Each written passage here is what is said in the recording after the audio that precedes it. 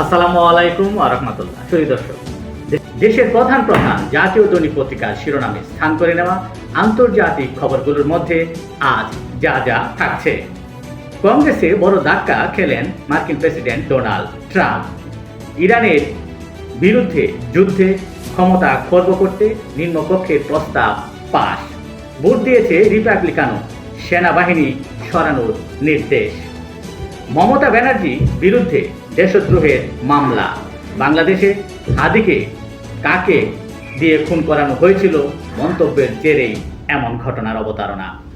Trump নেতানিয়াহুর বিরোধ কি স্পষ্ট? ফোনালাপে ট্রাম্পের তিরস্কারের পর এমন আলোচনা সর্বত্রই। তাইওয়ান ভ্রমণ করায় নিউজিল্যান্ডের 4 এমপির বিরুদ্ধে চীনের নিষেধাজ্ঞা। তবে চীন বলছে ওই 4 এমপি ক্ষমা চাইলে নিষেধাজ্ঞা কমানো কিংবা প্রত্যাহার করে নেওয়া হতে পারে। এল নিনো, তীব্র অনাবৃষ্টি ও শুষ্ক আবহাওয়ায় ফসলহানির শঙ্কা। এশিয়া জুড়ে খাদ্য সরবরাহ নিয়ে উদ্বেগ। উচ্চ ক্ষমতার কার্বন ফাইবারের বাণিজ্যিক উৎপাদন শুরু চীনে। নতুন প্রজন্মের এই কার্বন ফাইবার উচ্চ প্রযুক্তি শিল্পে গুরুত্বপূর্ণ কাঁচামাল হিসেবে ব্যবহৃত হবে।